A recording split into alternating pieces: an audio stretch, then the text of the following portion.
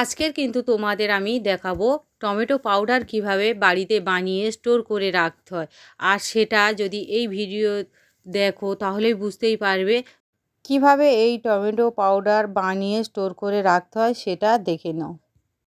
তো প্রথমে আমি এখানে টমেটো নিয়েছি। এখানে আমি সাড়ে ছশো মতো টমেটো নিয়েছি। আর ওর মধ্যে জল দিয়ে খুব সুন্দর করে আমি ধুয়ে নিচ্ছি, দেখো। আর টমেটোগুলো নিতে হবে একটু শক্ত টাইপের, নরম হলে হবে না, একটু টাইট টাইট মতো। আর রঙটাও সুন্দর দেখে নিতে হবে। আর আমার টমেটোটা দেখে তোমরা বুঝতেই পারছো কতটা ফ্রেশ আর কতটা সুন্দর। তো এখন টমেটোর দাম মোটামুটি কম আছে। এই সময় 4-5 কেজি কিনে তোমরা কিন্তু এই টমেটো পাউডার বানিয়ে নিতে পারো। তো আমি এখানে দেখানোর জন্য না, আমি এখানে 650 থেকে 700 কেন নিয়েছি, আমার শুকাতে দেওয়ার সমস্যার জন্যই আমি নিয়েছি। তো এবার একটা বটি নিলাম। তারপরে কি করব, এরকম মাঝখান থেকে প্রথমে চ্যালা করে নিলাম, তারপরে এরকম মুখটা কেটে বাদ দিয়ে দেবো। তারপরে পাতলা পাতলা করে এইরকম পাতলা করে পিস করে নেব। তো দেখে বুঝতেই পারছো কীভাবে আমি পিস বানাচ্ছি। তো এভাবে পাতলা পাতলা করে পিস করতে হবে। আর টমেটোটাও দেখে বুঝতেই পারছো। তো একটু এরকম টাইট মতো টমেটো নেবে, তাহলে পাউডারটা খুব সুন্দর হবে, রঙটাও যেমন সুন্দর হবে আর কালারটাও সুন্দর হবে। একটু টাইট নিতে হবে আর রঙটাও সুন্দর দেখে নিতে হবে। তো সবগুলো এরকম পিস করে নিয়েছি।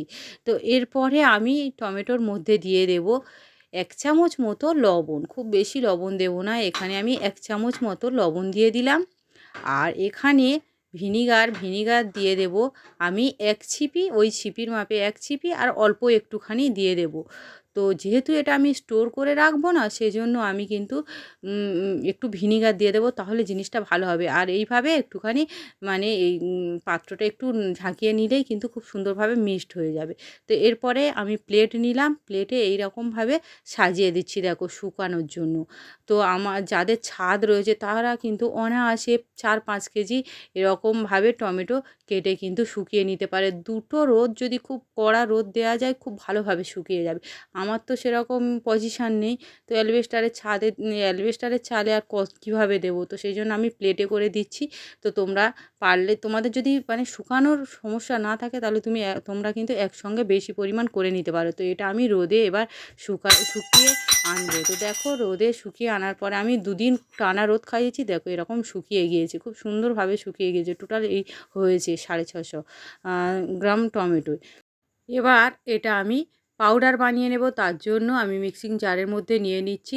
আর দেখো কালারটা কিন্তু কতটা সুন্দর রয়েছে, ওই জন্য একটু টমেটোটা সুন্দর, মানে 1 নম্বর টমেটো নিলেই খুব ভালো হবে। তো পাউডার বানিয়ে এনেছি। এবার একটা ছাঁকনি নিয়ে নিলাম, তার মধ্যে আমি নিয়ে নিচ্ছি, তারপরে চেলে নেব। নিলে তাহলে কী হবে, দানা বা যে মানে ছালটা থাকে সেটা কিন্তু আর যাবে না।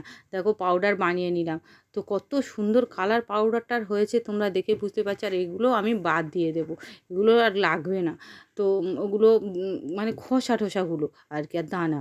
তো এবার এটা আমি, দেখো, এটা আমি একটা প্লেটে করে আগে দেখাচ্ছি, কিন্তু এটা আমি স্টোর করে রেখে দেব একটা মানে এয়ারটাইট কন্টেনারে। তো তোমরা এটা কিন্তু বা কাঁচের কোনো জারের মধ্যে। তো আমার তো খুব বেশি হয়নি, এখন আমি এরকম বারবার করে মানে 600 650 করে টমেটো নিয়ে আমি মোটামুটি বারবার করে বানিয়ে মোটামুটি আমি একটা বয়েম বা একটা জারের মধ্যে রাখবো, সেটা ভরে নেব। তো সেটা ভরতে গেলে আমার মোটামুটি 4-5 কেজি তো টমেটো লাগবে। তো পাউডারটা দেখে বুঝতেই পারছো কতটা পারফেক্ট। আর এই টমেটো যখন শেষ হয়ে যাবে, তখন দাম যখন, তখন কি করবে, এই একটু উষ্ণ গরম 1/2 কাপ জলের মধ্যে 1 চামচ যদি এরকম মানে পাউডার নেওয়া যায়, নিয়ে একটু গুলিয়ে নিলে তারপরে 5 মিনিট রেখে দিলে কিন্তু এটা একটা সুন্দর টমেটো পিউরি হয়ে যাবে। এটা কিন্তু যে কোনো রান্নাতে তোমরা ব্যবহার করতে পারো, মানে যেসব রান্নায় টমেটো দেওয়া হয় আর কি। তো আমি এই জারে নিয়েছি, দেখো কতটা হয়েছে। তো এই জারটা ভরতে আমার মোটামুটি 4-5 কেজি তো টমেটো লাগবে। তো সেই জন্য আমি অল্প অল্প করে করব আর এটা ভরে নেব। তো তোমরা কিন্তু পারলে বড় জায়গা হলে অনেকটাই করে নিতে পারো। আর এই ভিডিওটা ভালো লাগলে আমার চ্যানেলকে লাইক, কমেন্ট, শেয়ার, আর নতুন বন্ধুদের বলে রাখি, যারা এখনও আমার চ্যানেলটা সাবস্ক্রাইব করে রাখুনি, প্লিজ সাবস্ক্রাইব করে দেবে। ভিডিওটা আজকের মতো এখানেই শেষ করলাম। ধন্যবাদ সবাইকে।